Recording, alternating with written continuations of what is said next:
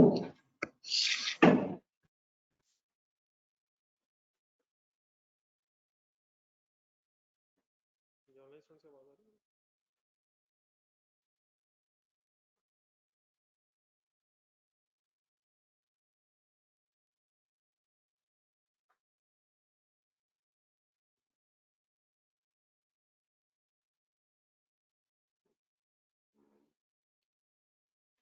Sir आवाज आ रही है सर? पेज नंबर 357 निकालो।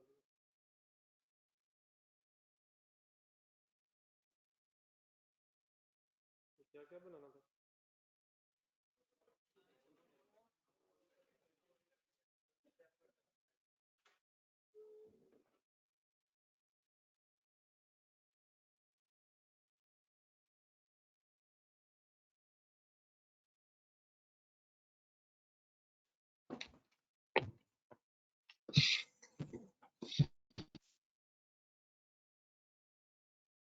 ये नोट्स बनाने थे और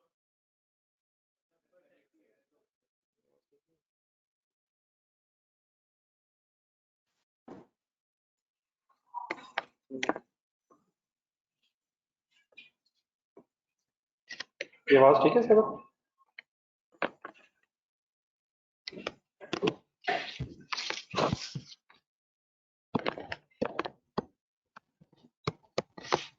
ये सर पेज नंबर 357 है। देखिए करके शुरू करना जरा, करंट टेक्स्ट में आ रहा है।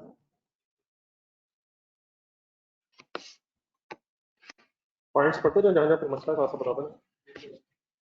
प्रॉफिट बिफोर टैक्स मिल गया जी। But accounting depreciation exceeds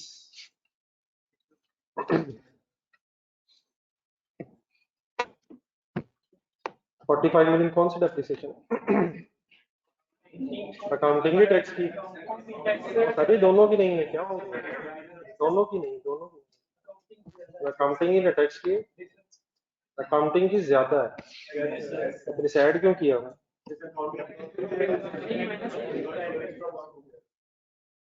अगर ये सेंटेंस बोला डिकॉर्ड टैक्स डेप्रिसिएशन एक्सीड्स, अकाउंटिंग की ऐड होनी होती है, टैक्स की लेस होनी होती है।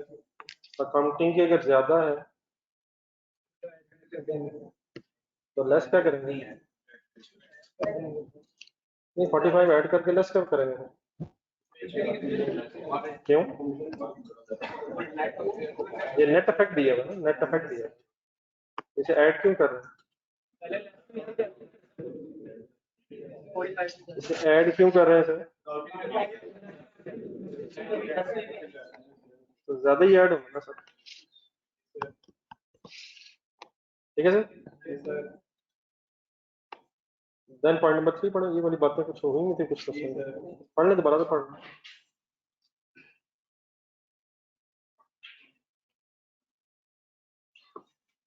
अब इसी लाइन के अंदर अंदर है, जरा कांडी क्या सोच सकते हैं? हाँ जी, वैसे भी ले सकते हैं, लेकिन इंडिविजुअली सोच कर देखें। Point number 3, sold a machine whose accounting WDV exceeds tax WDV। क्या फर्क पड़ता है?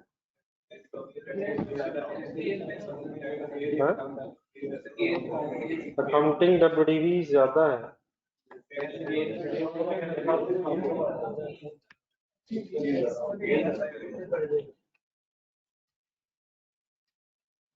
WDV ज्यादा होने से क्या होगा? नहीं नहीं, डिप्रिसिएशन नहीं है या डिस्पोजल है ना। सेल प्रोसीड के साथ सोचना, सेल प्रोसीड के साथ सोचना। जो भी सेल प्रोसीड होंगी, अगर WDV ज्यादा है तो गेन कहाँ कम होगा, कहाँ ज्यादा होगा? वो क्यों? वो क्यों? अकाउंटिंग गेन ज्यादा होगा। अकाउंटिंग गेन अगर ज्यादा होगा तो क्या करना?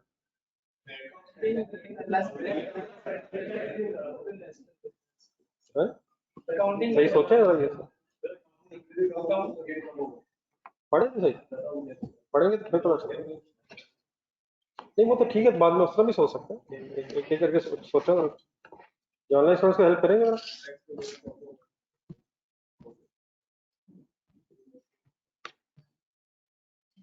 वो ठीक है कि चलो, अगर हम लिख के हेल्प लेना चाहें।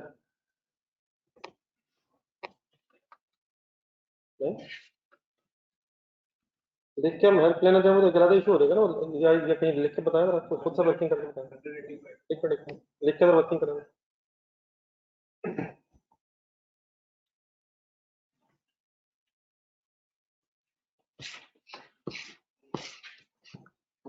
अगर काउंटिंग गेन ज़्यादा हो तो ज़रा दोबारा देख के वर्किंग करना।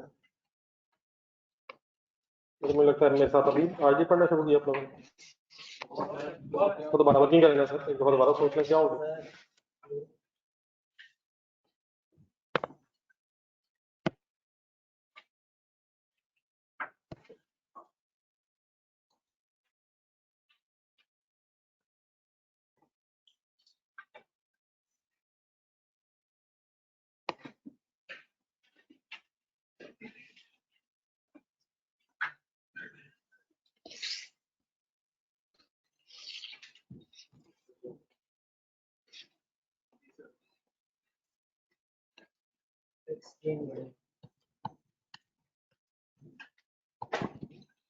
डिस्पोजल हो रही है सर।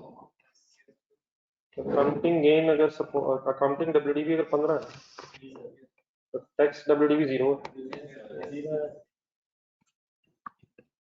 अब जो भी सेल प्रोसीड होंगी, ठीक है, फॉर एग्जांपल कितनी सेल प्रोसीड होंगी, 100 है।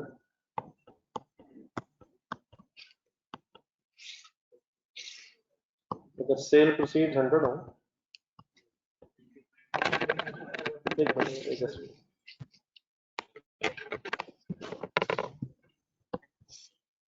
तो ये तो 100 ही रहेगा ना, तो क्या होगा फिर 85 अकाउंटिंग गेन और टैक्स गेन 100 होगा, तो अकाउंटिंग का गेन कम हो गया, अब ज्यादा कह रहे थे आप, टैक्स गेन ज्यादा होगा, फिर होना क्या होता है,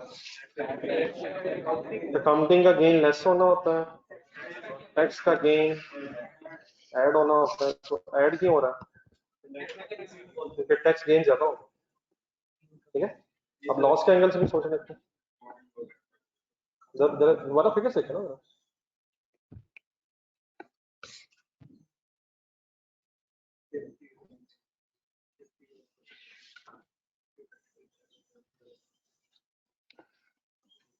ये ऑनलाइन सोर्स ठीक है ना, 45 ऐड हुआ और 15 भी ऐड हुआ, नेट करके 15 ऐड हुआ, अकाउंटिंग का गेन लेस होना था, टैक्स का गेन ऐड होना, और टैक्स गेन ज्यादा होगा, देयरफॉर ऐड हो रहा है, ठीक है। और अगर लॉस के एंगल से देखेंगे तो अकाउंटिंग का लॉस ज्यादा क्यों होगा,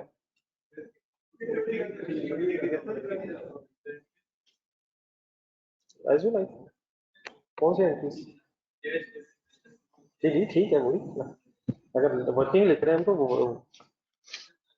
वही वर्किंग लिखना है, 100 कैश डेबिट है फॉर एग्जांपल, एसेट क्रेडिट है, डिफरेंस अकाउंटिंग और टैक्स गेन है, असल में तो कंपैरिजन करना है अपना, असल में तो कंपैरिजन होना है, कंपैरिजन की बेस पे अपने डिसीजन लेना ना कि क्या ज्यादा क्या कम होगा, तो रादर देन कि वो पूरी आपको इन्फॉर्मेशन देता है, उसमें सिर्फ आपको ये बता दिए कि अकाउंटिंग डब्ल्यूडीवी अगर ज्यादा है, तो अकाउंटिंग डब्ल्यूडीवी ज्यादा होने की वजह से अकाउंटिंग का गेन कम, और अगर लॉस के एंगल से सोचा तो अकाउंटिंग का लॉस ज्यादा हो जाएगा, तो दोनों केसेस में एडबैक्स ज्यादा होंगे, ठीक है।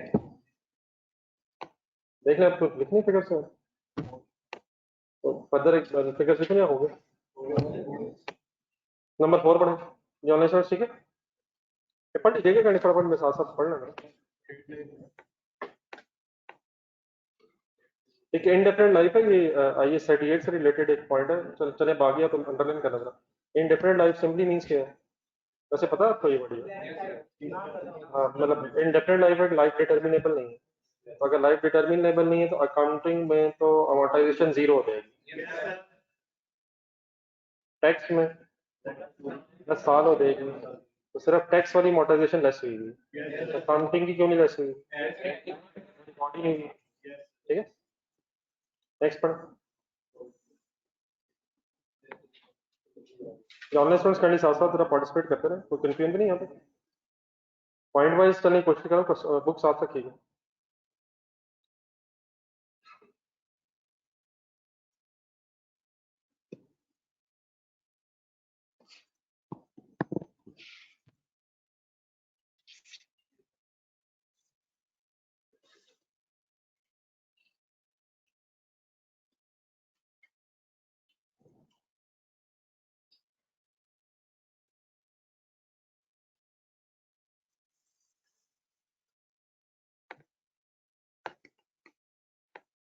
कैलकुलेटर पकड़ेंगे 1750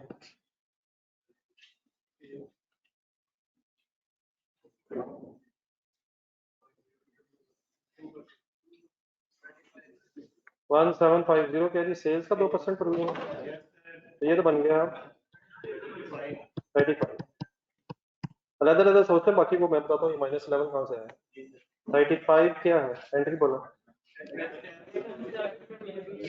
प्रोविजन जो है अक्रूवल बेसिस पे टैक्स में अलाउड नहीं है बस तो लिखा भी हुआ नीचे टैक्स शीट में पेमेंट बेसिस पे अलाउड ठीक है देन एक्सपेंस अलाउड तो एड बैक कर दिया एक्सपेंस अलाउड नहीं हो तो एड बैक कर दिया ढूंढे पेमेंट हुई पेमेंट होगी सर तो पेमेंट जो है 54 लेस होगी ठीक है यहाँ तक तो कि नहीं देन सर ये एक दूसरी चीज में ढूंढे जरा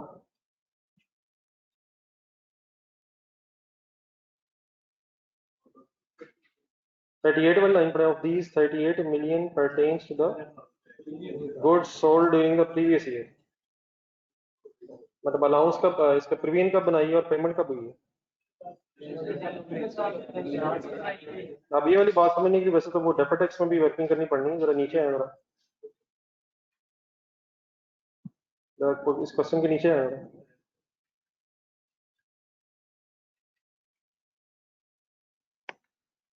पॉइंट नंबर 10 पॉइंट नंबर 10 में जो डेफर टैक्स इसने दिया हुआ है नेट डेफर टैक्स लायबिलिटी करके एक फिगर दी हुई है इन फिगर्स से भी रिवर्स वर्किंग करके कुछ हमें ओपनिंग मिलना चाहिए तो जरा कैलकुलेट करवा देंगे जरा ओपनिंग की जरूरत पड़नी थी हमें कहीं ना कहीं पिछले साल का भी शायद निकालना तो और भी चीजों की जरूरत है अब ये क्लियर है नेट डेफर टैक्स लायबिलिटी का मतलब है ये 25.2 मिलियन की लायबिलिटी है ओपनिंग लेकिन इसमें किस किस चीज की लायबिलिटी बनेगी तो ये रेट नहीं ये रेट मल्टीप्लाई होगा तो यहाँ से फिर हम ब्रॉड डाउन ढूंढ सकते हैं तो रेट है 30% एक्सेप्ट वेयर अदरवाइज स्टेटेड तो 34.5 डिवाइड बाय 30% या 70% 30% टैक्स है ना ये तो डिवाइड बाय 30 इंटू 100 ये आंसर बता दीजिए जी बिल्कुल ठीक है 115 अभी 115 क्या है डेफर्ड टैक्स लायबिलिटी है ये पॉजिटिव नेगेटिव भी देखना देन इसके अगेंस्ट 5.4 डिवाइड बाय 30 into 100 और ये डिफरेंसेस निकल रहे हैं इसको करें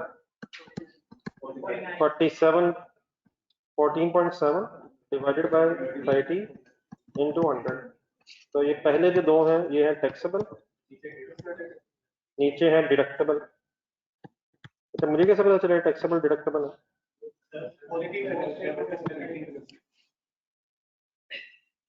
नहीं वो कहते हैं नेट डेफर्ड टैक्स लायबिलिटी को उसने पॉजिटिव रखा हुआ नेट करके deferred tax liability positive figure है तो बीच में एक नेगेटिव फिगर भी है तो वो नेट हुई है तो एसेट और लायबिलिटी नेट ऑफ होना तो अगर नेट करके डेफर्ड टैक्स लायबिलिटी है और वो पॉजिटिव फिगर है तो जितने पॉजिटिव है वो फिर लायबिलिटी है मतलब वो लायबिलिटी है जिन पे जो टैक्सेबल टेम्परेरी डिफरेंसेस है और जो नेगेटिव है वो टैक्सेबल टेम्परेरी डिफरेंसेस तो ट्रेडमार्क टैक्सेबल टेम्परेरी डिफरेंस और डिडक्टेबल टेम्परेरी डिफरेंस है 49 डिडक्टेबल टेम्परेरी डिफरेंस ठीक है यहाँ तक अब पहले प्रवीण का मसला हल करें बाकी फिर बाद में डिस्कस करते हैं साथ में हाँ जी प्रवीण जो है ये अभी डिफरेंस है ये भी ध्यान में रखिएगा ये 49 जो है ये डिडक्टेबल टेम्परेरी डिफरेंस है जरा जहन में रिवर्स वर्किंग करेंगे टैक्स बेस इस केस में क्या होगा carrying amount tax base differences ही है ना तो डिफरेंस है ये प्रोविजन का तो 49 डिफरेंस है प्रोविजन के अगेंस्ट टैक्स वाले प्रोविजन नहीं बनाते ठीक है तो वो डैश है देयरफॉर यही डिफरेंस ओपनिंग कैरिंग अमाउंट भी होगा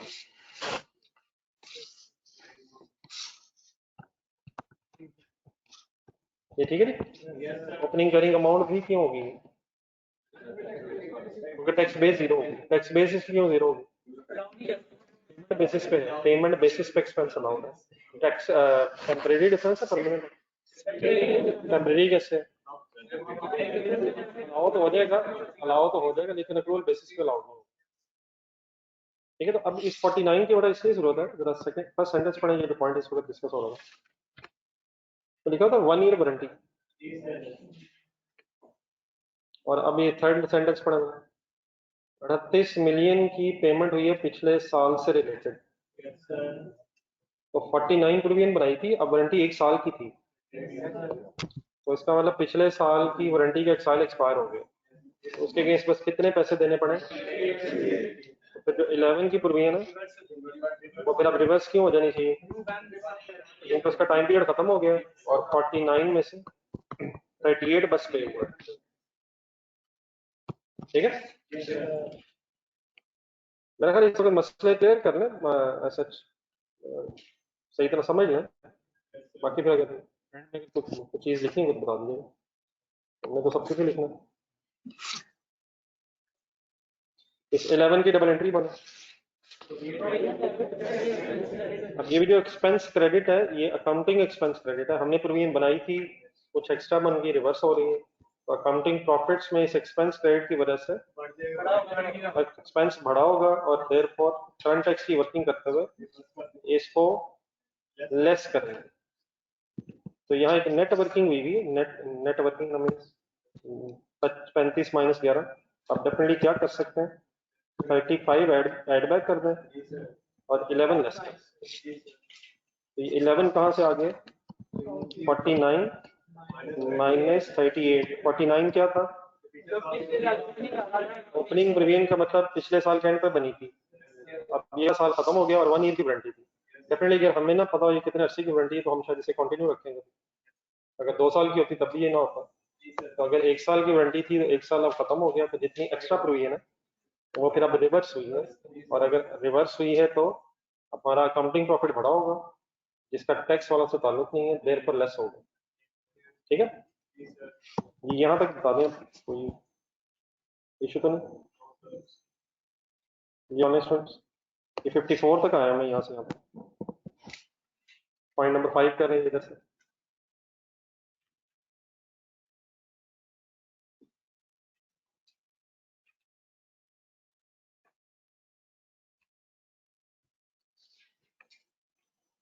कर लें हिम्मत सर, कर लें। पॉइंट 6 पढ़ा।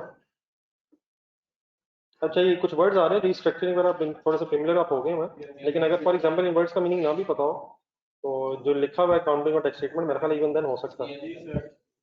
वैसे तो अब आपको रिस्ट्रक्चरिंग की आइडिया हो गया है।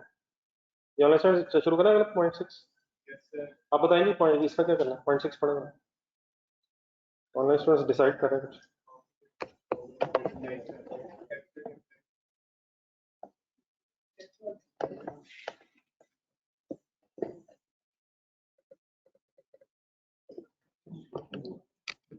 ऑनलाइन स्टूडेंट्स प्लीज साथ है, ऑनलाइन स्टूडेंट्स साथ है।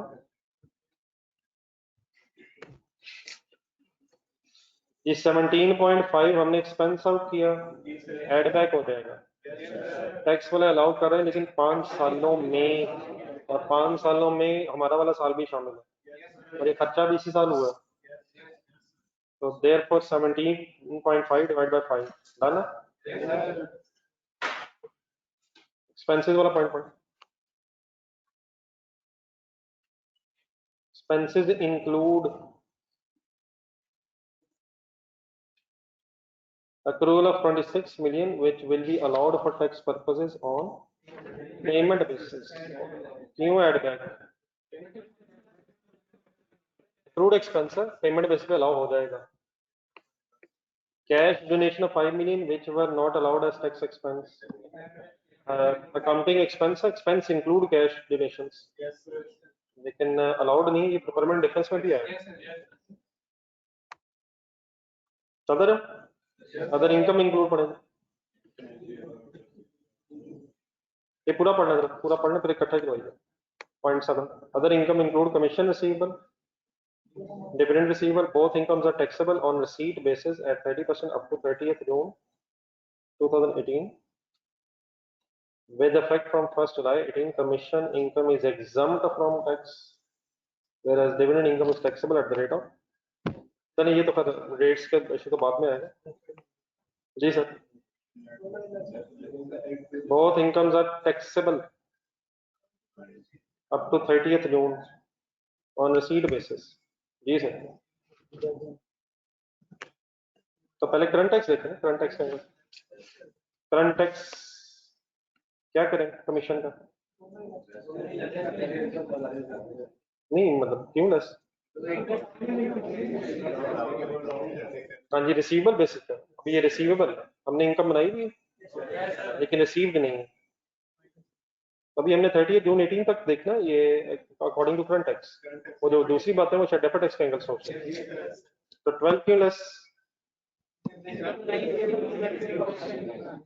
और फिलहाल 30 भी as it is less.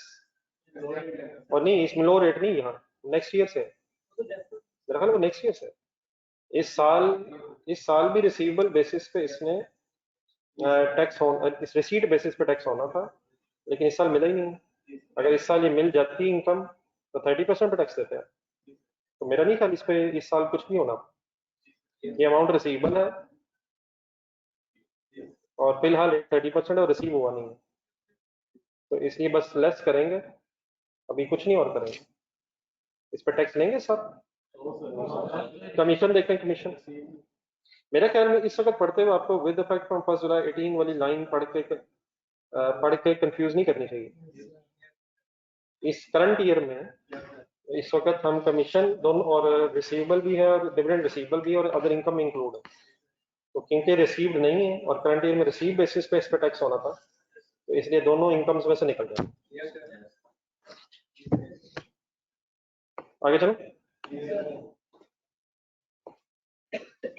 30 June 18 point number 9. 30 June 18 OL received advance rent of 16 million.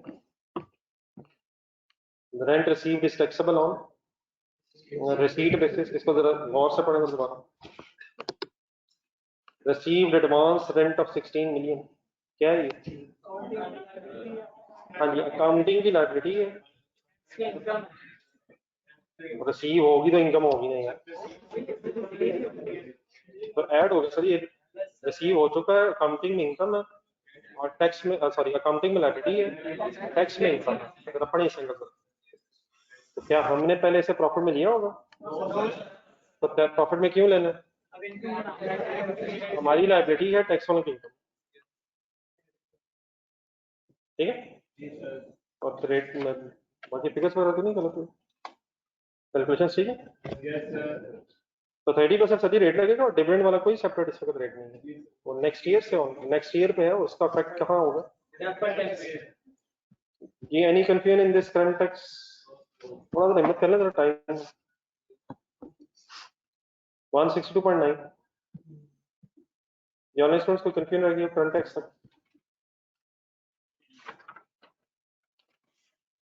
Deferred tax करना है.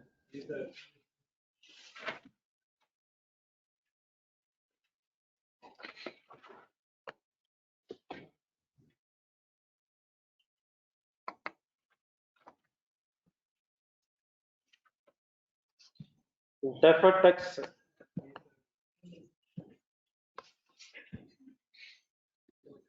हाँ जी. टैक्सेबल टेम्परेरी डिफरेंसेस तक पहुंचने के लिए जो भी हमें वर्किंग्स कुछ करनी पड़नी है. तो लास्ट पॉइंट में भी जो वर्किंग करवाई है आप लोगों ने, point number 10 by default balance sheet approach से करेंगे ना. तो पहले कैरिंग अमाउंट्स और टैक्स बेसिस चाहिए होगी. तो इसके लिए कोई ना कोई वर्किंग हमें कुछ ना कुछ लिख के करनी पड़नी है. आई होप ये की होगी आप लोगों ने. क्या सर आप बस फिर ये बता दें कि लास्ट लाइन क्या है इसकी. 34.5 दोबारा लिखें. चलिए 34.5 जिस लास्ट लाइन में आ रहा है डिवाइडेड बाय 30%. डिफरेंस था सर असल में पिछले साल के एंड तक था डिफरेंस 115. हाँ जी टैक्सेबल टेम्परेरी डिफरेंस. तो अब यहाँ से आपको कुछ ना कुछ शायद फिगर अज्यूम करके आगे चलना पड़ेगा ओपनिंग के एंगल से. जो भी फिगर्स आप अज्यूम करें उनमें डिफरेंस जो है वो 115 ज्यादा होना चाहिए और कैरिंग अमाउंट ज्यादा होना चाहिए।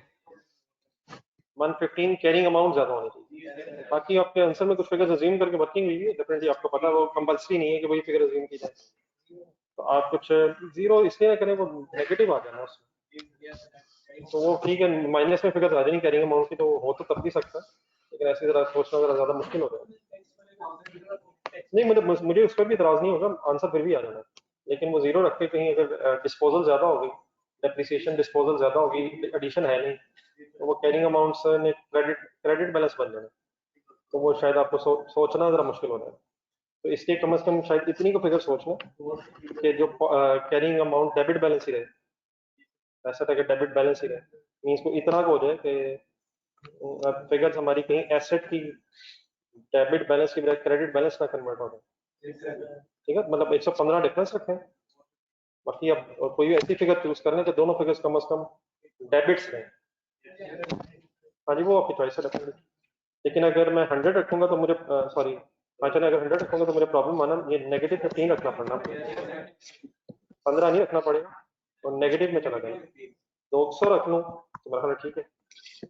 तो ये जो फिगर अज्यूम करें तो आप कोई ना कोई ऐसी फिगर अज्यूम करें जिससे आपका नेट आंसर कम से कम पॉजिटिव है, लेकिन मेरा ख्याल इससे भी शायद नेगेटिव चला जाना। चलो एक मिनट वर्किंग करवाना।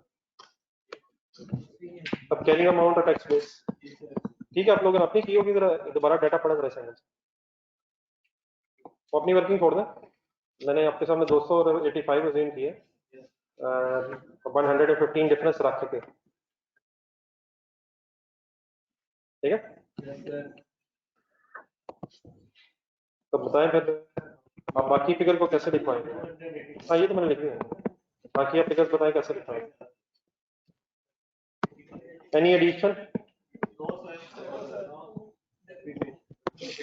डेप्रिसिएशन फिर बताएं कैसे लिखें। नहीं, मेरा ख्याल है डेप्रिसिएशन अकाउंटिंग की ज्यादा ऐसे लिख देते हैं, अकाउंटिंग की ज्यादा, ठीक है, ये definitely you have to choose something, लेकिन अगर फॉर एग्जांपल यहाँ 50 लिखते हैं तो उधर 35 लिख लेंगे, 150 लिखेंगे 135 लिख लेंगे। नहीं मुझे सॉरी याद, हाँ जी 45, सॉरी डेप्रिसिएशन 45। आगे बताएं, डेप्रिसिएशन में 45 का डिफरेंस, ठीक है। डिस्पोजल बताएं किधर लिखें, वो भी मेरा कैरिंग अमाउंट में आएगी क्योंकि वो भी ज्यादा थी, अगर मैं उतना उतना ही लिख रहा हूँ जितनी जितनी फिगर ज्यादा है, राइट ही। अच्छा 15, तो फिगर्स पहले मेरे बता दें, मैं सामने से।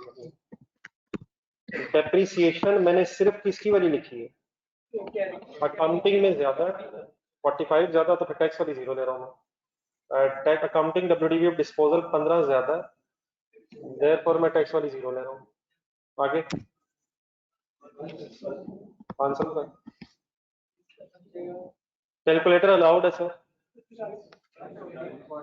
140 85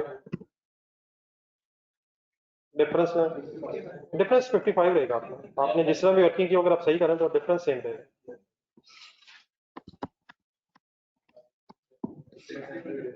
ये ऑनलाइन सर्च भी करने बेटा, डेफिनेटली पार्टिसिपेट जरूर करें।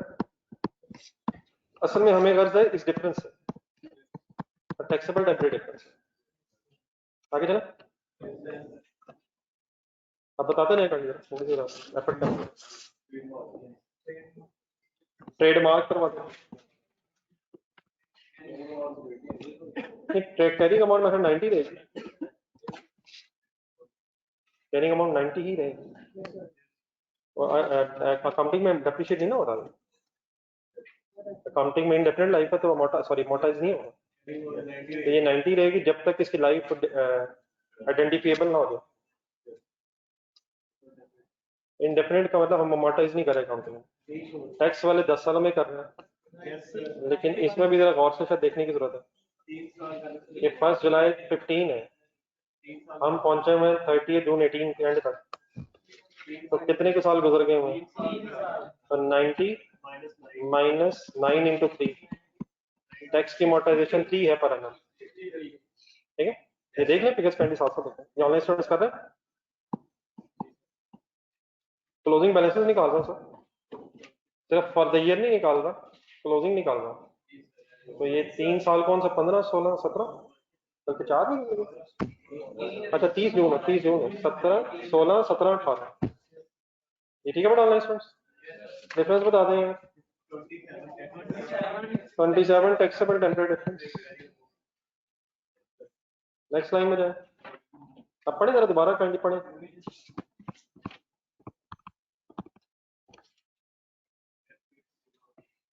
टैक्स में जीरो हो गई, कैरिंग अमाउंट चाहिए। अब इसकी हमने ओपनिंग कैरिंग अमाउंट निकाली 49, कंप्लीट करवाए। एक्सपेंस आ गया था 35, पेमेंट आ गई थी 54 और क्लोजिंग बैलेंस बन जाएगा 19। नहीं ये वैसे डिफरेंस भी यही इसलिए होगा क्योंकि वो टैक्स बेस इसकी जीरो, वरना ये शायद सही कैरिंग अमाउंट है। ये अकॉर्डिंग टू दिस डाटा शायद सही कैरिंग अमाउंट है, यानी कि इसमें मतलब हम शायद कुछ अज्यूम नहीं कर रहे क्योंकि इसकी टैक्स बेस जीरो है, इसका डिफरेंस ही कैरिंग अमाउंट की है। और उसके बाद फिर जितनी इंफॉर्मेशन एक्सपेंसेस की पेमेंट की वो सारी फिगर्स आ रही है। ठीक है सर, तो 19 डिडक्टेबल टेम्परेरी डिफरेंस है। ये ऑनलाइन सर साथ साथ बताते रहिए, कोई कंफ्यूजन नहीं, बाकी आप लोग पढ़ते रहे।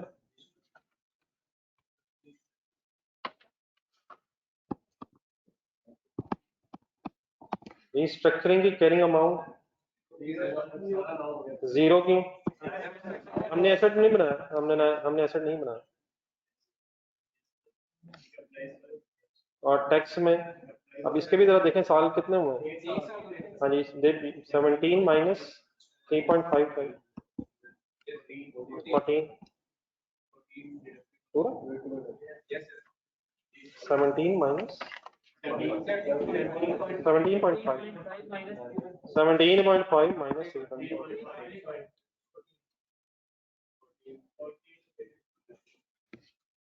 डिफरेंस आ गया 14 से। तो ये हो गया टैक्सेबल, डिडक्टेबल हो गया।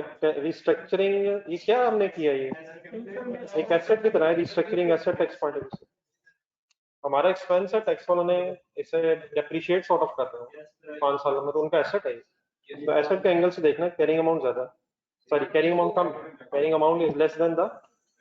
वैसे तो बड़े हो गए आप लोग, 14 फ्यूचर में अलाउ हो, तो फ्यूचर में अलाउ होगा तो डिडक्टेबल टेम्परेरी डिफरेंस। कहीं मैं बातें करके जज्बाती तो नहीं हो रहा ज्यादा? तो मेरे सामने जो बातें आ रही हैं उससे लग ऐसे रहा है जैसे डी बता दें क्या है लिखा, D T D T T क्या हो रहा है। जी सर आगे चलो। हाँ नहीं 100 से ऊपर काफी कुछ एक्सपेंसेस में, अक्रूड एक्सपेंसेस 26 कैरिंग अमाउंट है, टैक्स बेस जीरो है, 26 डिडक्टेबल टेम्परेरी डिफरेंस है। डोनेशन वैसे नहीं, वैसे भी कैश डोनेशन पेमेंट होगी शायद, और अगर इसकी कोई कैरिंग अमाउंट होती भी तो टैक्स बेस के बराबर कर लेते परमानेंट डिफरेंस। तो कैरिंग अमाउंट का पेबल वगैरह होता भी तो टैक्स बेस के बराबर क्यों कर देते, क्योंकि परमानेंट डिफरेंस होगा, मतलब इनएडमिसिबल एक्सपेंस। अब अदर इनकम में अब आए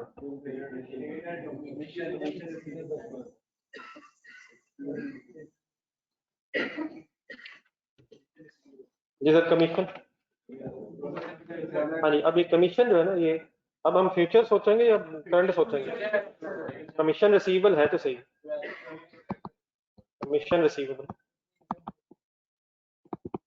12, लेकिन अब इसका फ्यूचर में कोई इम्पैक्ट नहीं है, तो देयरफॉर डिफरेंस अब अगर आएगा तो परमानेंट आएगा, मीन्स उसे जब पैसे मिलेंगे तब भी टैक्स देना नहीं है, तो डिफरेंस अब होना नहीं चाहिए, तो देयरफॉर ये बराबर हो जाएगा।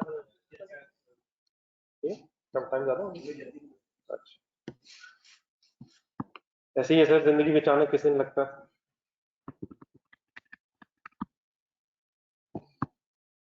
ये ठीक है, ये अब मैंने ये बराबर किया है या वो तो कहता है रिसीट बेसिस पे टैक्स देना, लेकिन अब फ्यूचर में मतलब फ्यूचर में कुछ नहीं होना, फ्यूचर में परमानेंट, अब definite tax related to future, तो therefore no tax consequence in future. तो डेफिनेटली इसको लिखने की जरूरत नहीं थी, अगर आप नहीं भी लिखेंगे तो, लेकिन बारे में पता होना चाहिए कि क्यों नहीं लिखा? ये भी हो सकता है कि गलती से नहीं लिखा। डिविडेंड रिसीवेबल करवा 35 है। टैक्स बेस अभी भी 0 इसलिए क्योंकि रिसीट बेसिस पे टैक्सेबल है, लेकिन बहरहाल इस डिफरेंस पे हाँ रेट अलग अलग है। ठीक है बेटा, ऑनलाइन स्टूडेंट्स यहाँ तक ठीक है।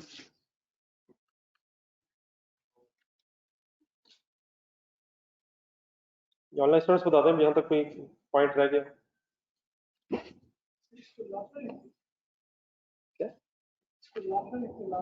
नहीं वो तो आपकी मर्जी, पहले लिखना लास्ट में लिखना है। हाँ वो ठीक है, अगर आप फॉर एग्जांपल इसको अलग नीचे लिख के टोटल करना कोई मसला नहीं, जरूरी वाला मसला नहीं, ऊपर नीचे लिखना वो आपकी मर्जी है। ठीक है, इस वजह से शायद आप कह रहे हैं कि इसको रेट अलग लगना है, हम वैसे सबको बाकी लगा देंगे, इसको वैसे ही छोड़ के लगा दें पहले, बाद में इसको लगा दें, इसको बाद में, तो वो तो आपकी चॉइस है जी। बस ये एक है चीज earn and rents, earn and rents, earn and rent की कैरिंग अमाउंट है 16 डैश और 16 हो गया डिडक्टेबल ना, लायबिलिटी है, अनअर्न्ड लायबिलिटी, इस पे रेट 10% लगना है, बाकी सब पे 30%।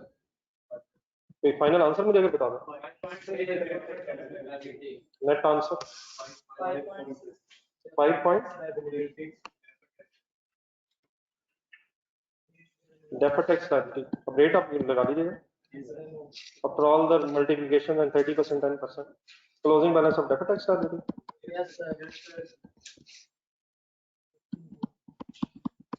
देन उसके बाद ओपनिंग है 25.2, क्लोजिंग है 5.6, लायबिलिटी कम हो रही है 19.6, deferred tax expense for the year.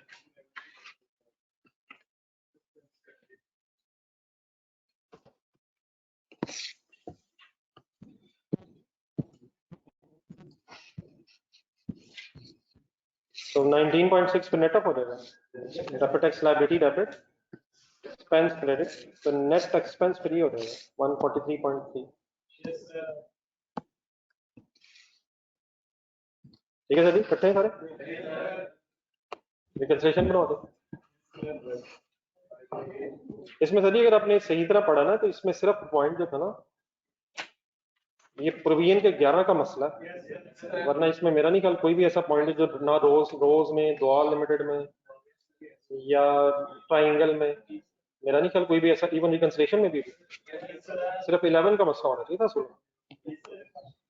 और वो 11 का मसला ये कि 1 ईयर वारंटी है, तो ओपनिंग बैलेंस मींस पिछले साल का जो क्लोजिंग है 49 है, तो उस 49 के गेम में से 38 पे हुआ है, तो बाकी जो 11 है वो फिर एक्सपेंस हमने रिवर्स किया होगा जिससे हमारा प्रॉफिट बढ़ गया होगा, तो उसे लेस करके हमने एक्सपेक्ट कैंसिल करना। चले बहरहाल अब रिकंसिलिएशन बनवा दो।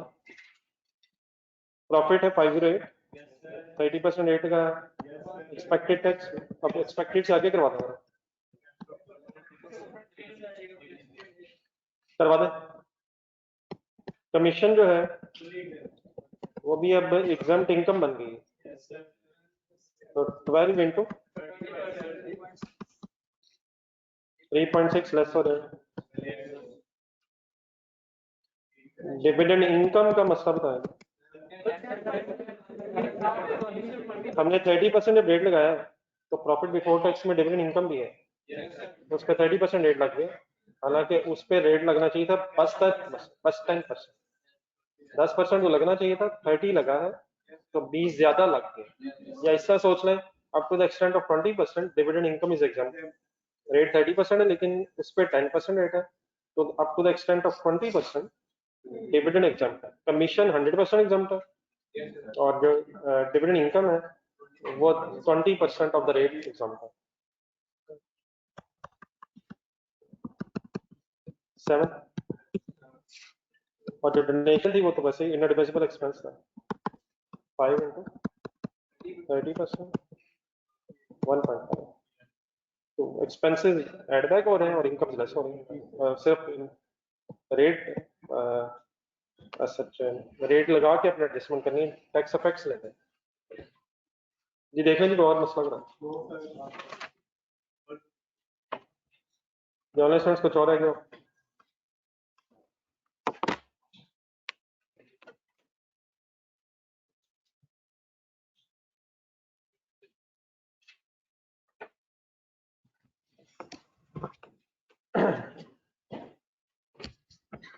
Any specific question sir?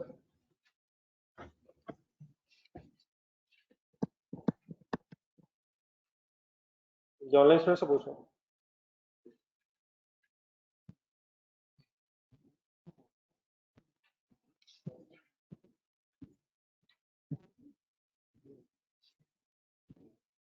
ये सारी पेज नंबर 345 निकालो।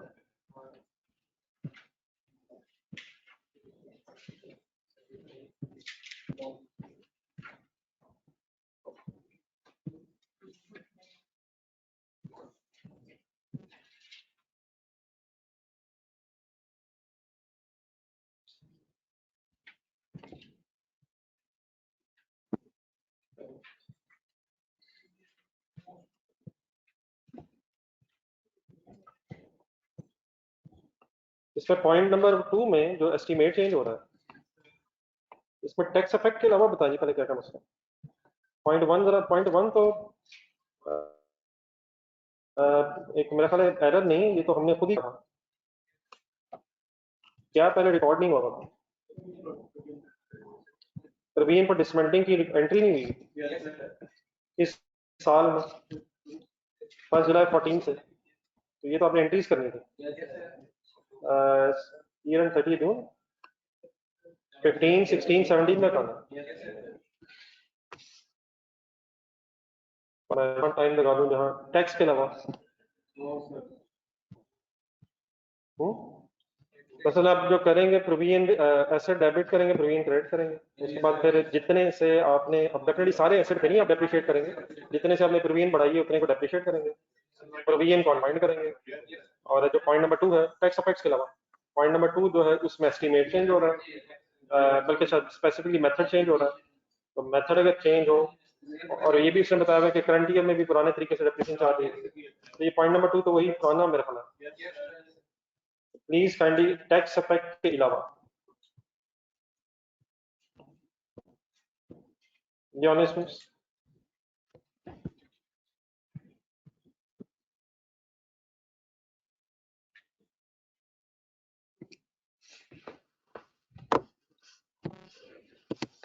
तो आप क्वेश्चन सामने रखेंगे, अगर आंसर की तरफ आप ना आइएगा, आंसर मैं बताता हूँ, आप क्वेश्चन सामने रखेंगे।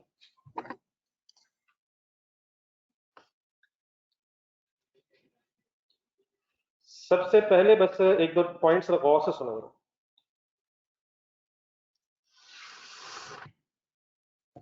पॉइंट 1 पे जरा फोकस समराइज करें। पॉइंट 1 में ये अकाउंटिंग एडजस्टमेंट है या tax adjustment?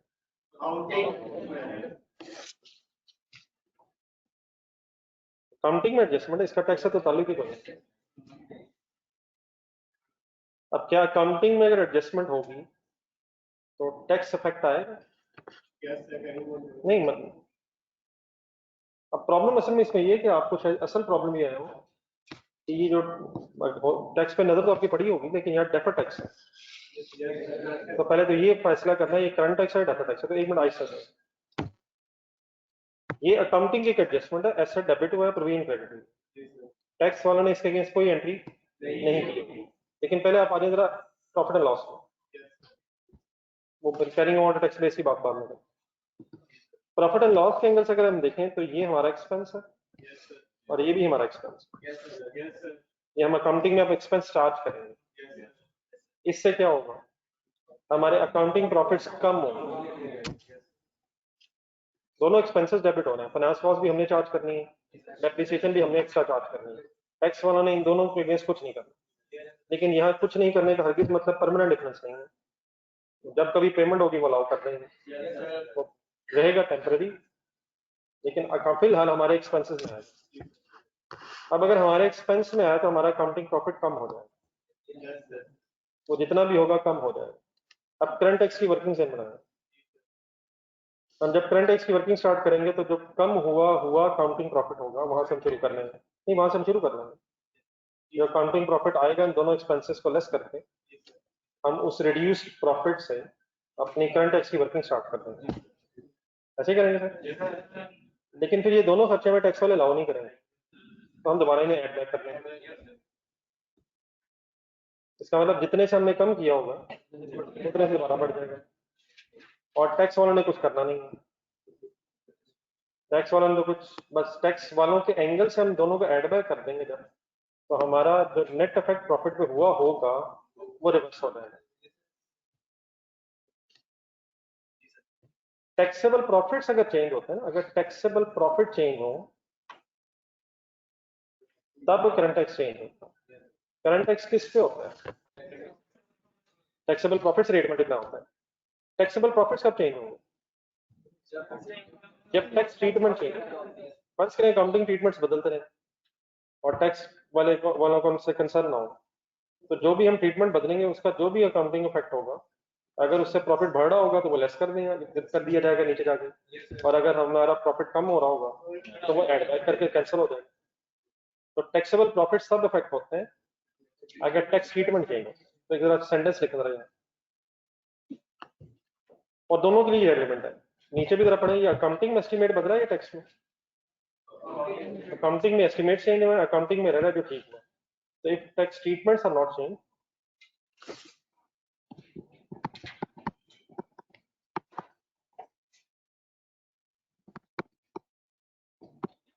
if tax treatments are not changed,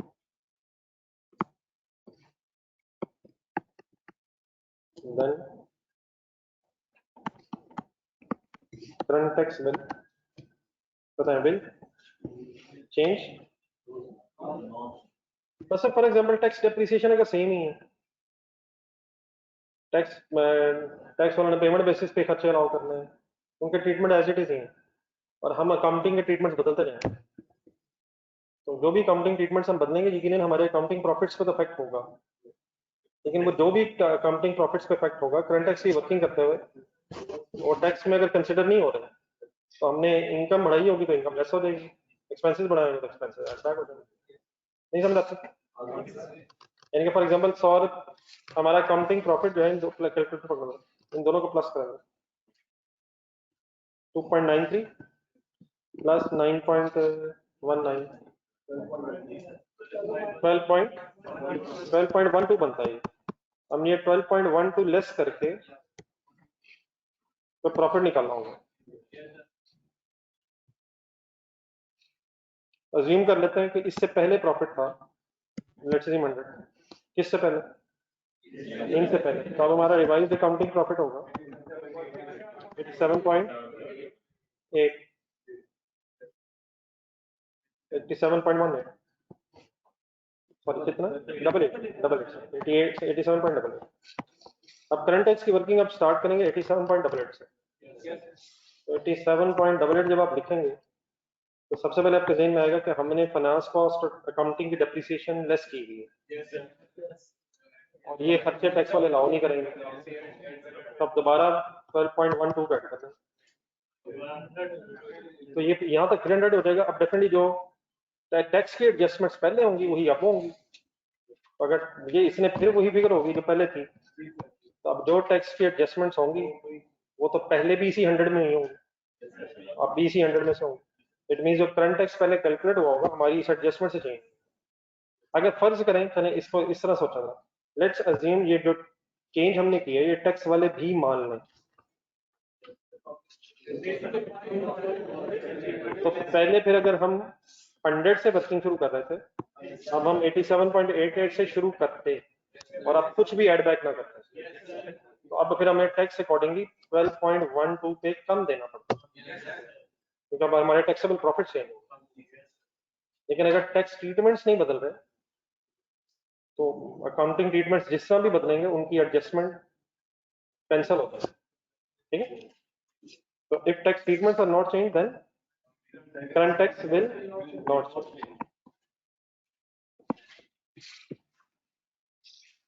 ये ठीक है पढ़ाऊंगा स्टूडेंट्स? ये भी आप भी नोट करें, पॉइंट इन दो के नीचे लिखें।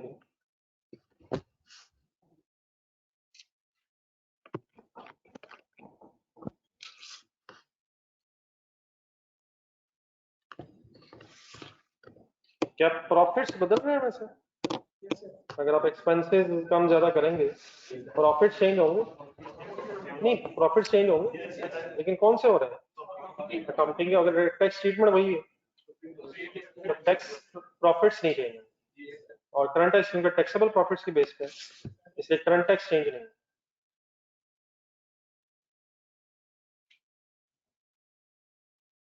ठीक है, दूसरा सवाल,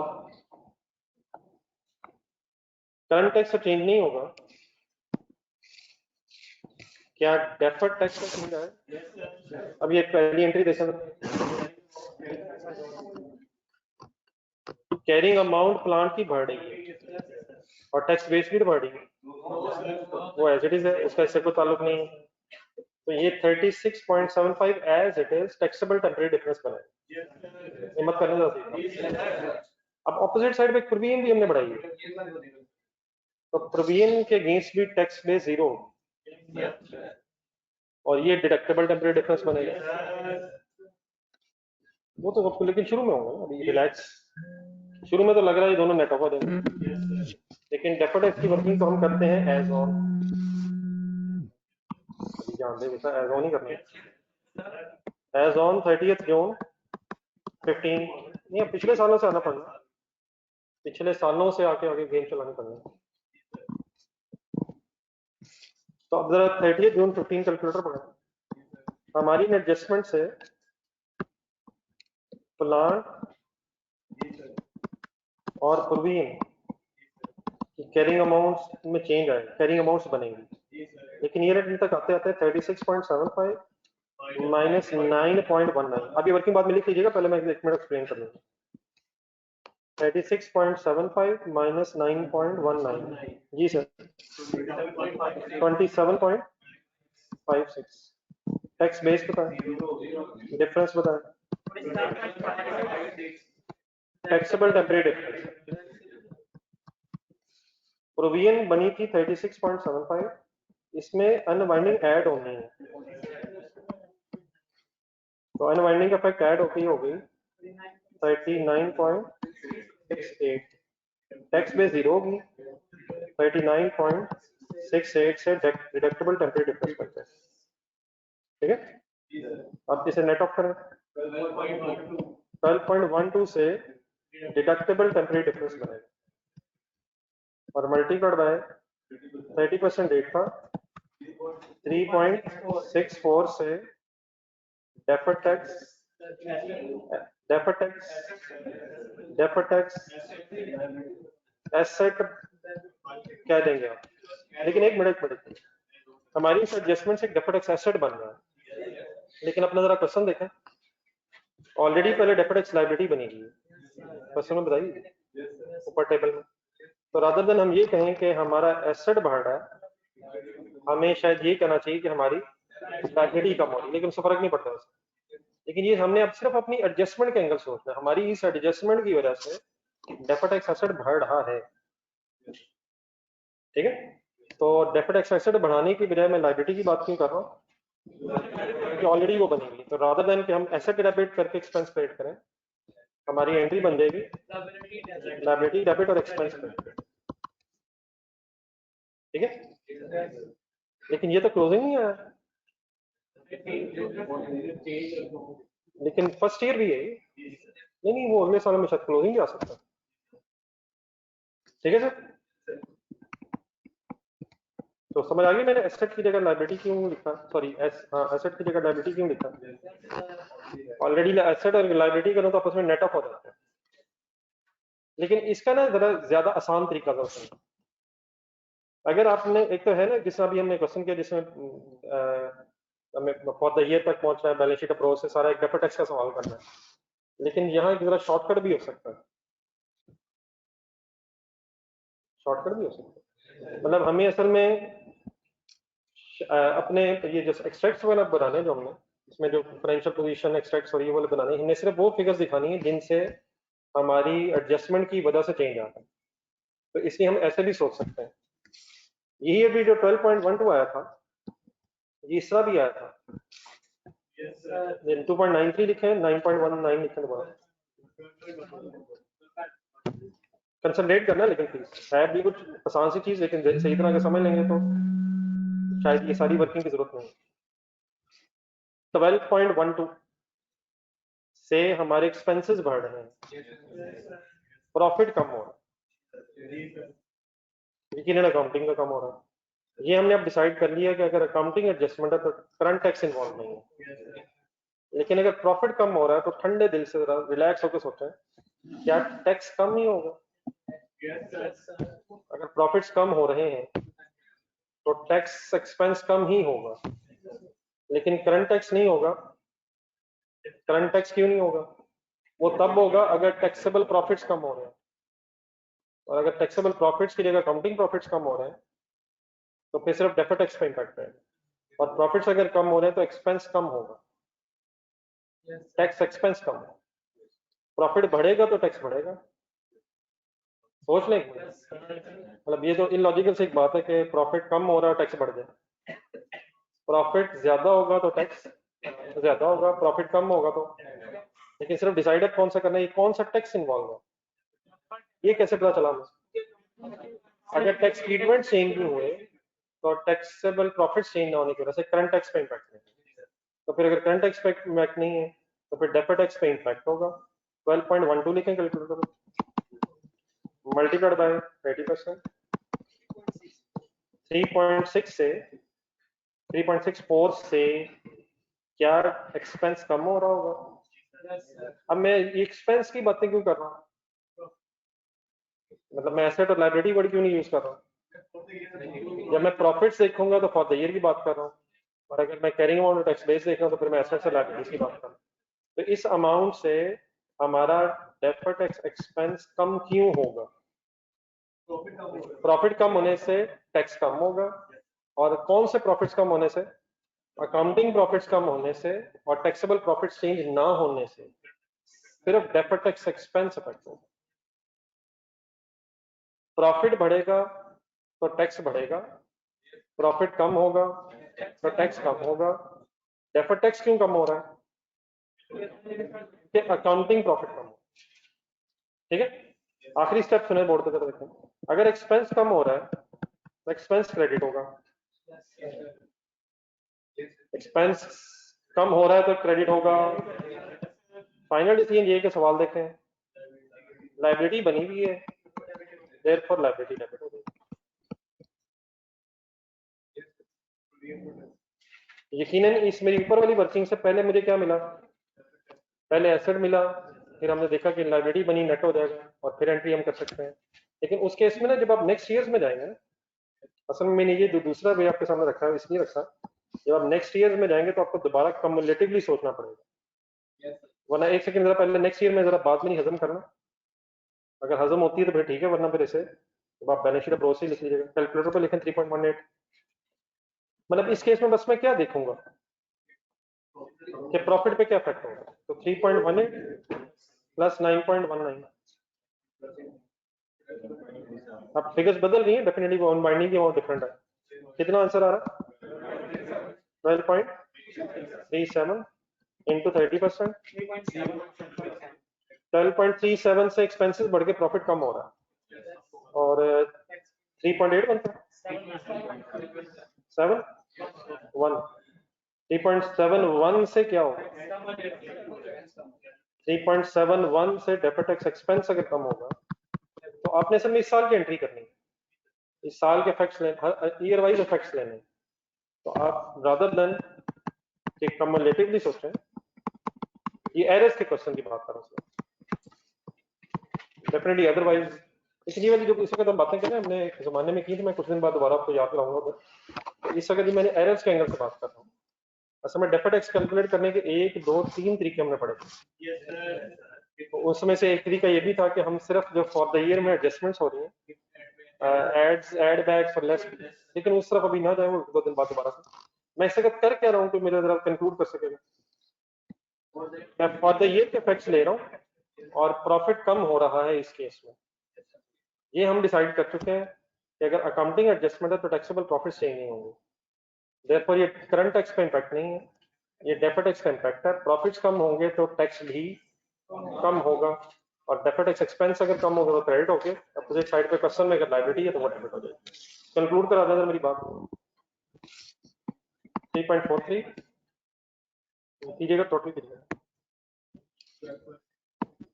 12.62 into 30%, 3.79। Once again deferred tax expense क्यों कम हो रहा है, एंट्री बन जाएगी expense credit liability debit. Reconciliation certificate बन गई है, लेकिन रिकंसिलिएशन आप तभी बना सकेंगे अगर अकाउंटिंग प्रॉफिट्स पूरे हों। मेरा ख्याल अकाउंटिंग प्रॉफिट्स ऐसे नहीं है। जी मैं जो कर रहा हूँ ये आपको पता है, ये चीजें सब हम सोच चुके हैं पहले। हमारे प्रॉफिट्स अगर कम होंगे तो वही सब कुछ, अगर दोबारा सोचना चाहें तो सोचिएगा हॉबिट था एक। लेकिन अभी रहने दे, मैं कुछ दिन बाद मेरे ज़हन में है एक और क्वेश्चन है, फिर उस वक्त वो रिवाइज करेंगे। ये तीन तरीके थे असल में, तो अभी अभी बस इसे इसे नोट करें, फिलहाल समझ आ गया नहीं, बाकी फिर वो एक दफा दोबारा उधर देखेंगे इंशाल्लाह फाइनल हो जाएगा। तो अब ये दोनों एंगल्स वर्किंग लिखना। अच्छा एक सेकंड, एक आखिरी चीज बता दें, अगर फर्ज करें आप इसी अप्रोच से करें जो ऊपर अप्रोच थी सबसे ऊपर, तो फिर नेक्स्ट ईयर आप कैसे करें? हाँ जी, नेक्स्ट ईयर फिर आप कम्युलेटिवली लेके चलेंगे, और फिर 17 में आते आते और कम्युलेटिवली, फिर पहले क्लोजिंग आएगा आपका, और फिर ओपनिंग के डिफरेंस से फिर फॉरइयर लिखेंगे। ये लिखना, बाकी फिर मेरा ख्याल है एक दफा आप जरूर कोशिश करेंगे 30 जून 16 पे कम से कम इंडिविजुअली मेरे ख्याल से कोशिश करेंगे। जी इस वक्त हमने ये तो सोच डिसाइड कर लिया हुआ है कि हमारे टैक्सेबल प्रॉफिट्स में इफेक्ट नहीं आ रहा, तो ये अकाउंटिंग एडजस्टमेंट्स हैं, debt for deferred tax effect है। नहीं वो तो हम फिर यही नहीं, जो हमारे इस एडजस्टमेंट से हमारी चेंजेस से जो डिफरेंट नई चीजें आएंगी, हमने सिर्फ उन्हीं को कंसिडर करना। नहीं अगर तो फॉर एग्जांपल ये टैक्स में भी होना होता, फिर हमारी सारी वर्किंग सेम रहती, सवाए इसके कि हम एंट्री कर रहे होते पेएबल डेबिट और करंट टैक्स एक्सपेंस क्रेडिट, सब कुछ सेम रहता, सवाए इसके कि हम डेफर्ड टैक्स की बजाय करंट टैक्स की बात करते हैं। ठीक है,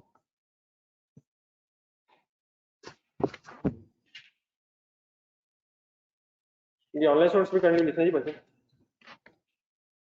असल चीज ये है कि जब भी मैं कोई क्वेश्चन कहूँ तो काइंडली थोड़ा सा डेफिनेटली अब आपके सामने चीजें डिस्कस करने में टाइम लग जाता है, लेकिन जो चीजें आप खुद सॉल्व कर सकते हैं वो अगर कर लें तो फिर हमारा फोकस उधर ही रहे जिधर शायद होना चाहिए।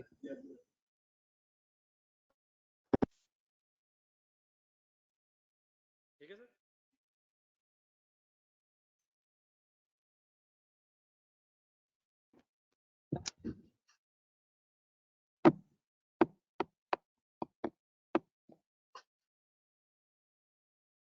ऑनलाइन स्टूडेंट्स ने काइंडली लिख के जरा बताना।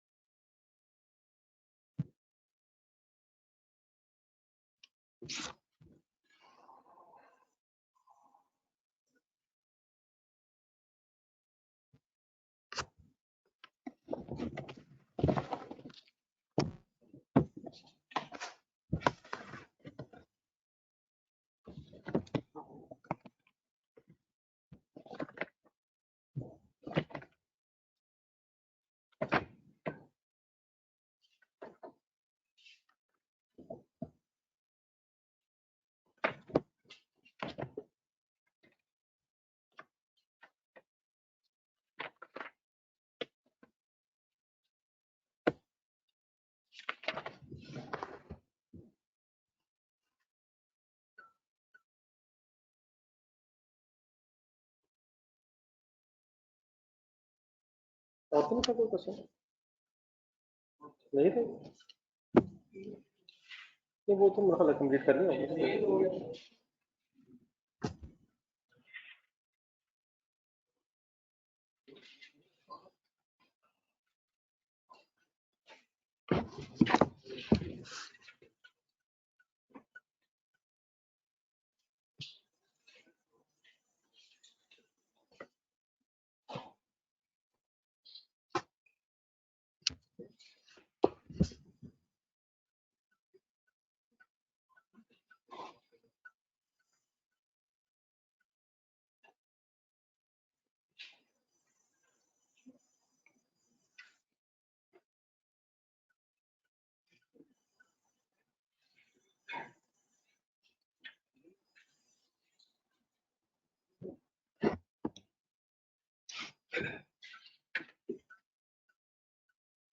जी कॉस्ट पर हजरात पेज नंबर 320 निकालना।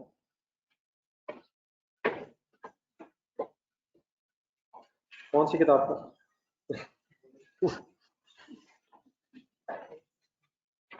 ये अब ओके प्लीज लिखे ऑनलाइन फ्रेंड्स तो लिखते नहीं आप। FA2 वाले हजरात को मेरे ख्याल पर अल्लाह हाफिज।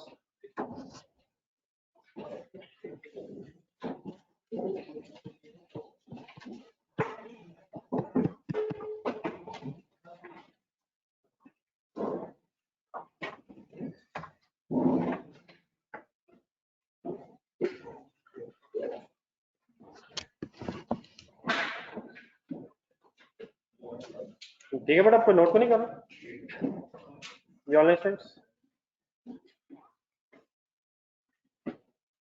ये कॉस्ट का बेटा स्टार्ट होने वाला इंशाल्लाह। कॉस्ट का बस स्टार्ट होने वाला।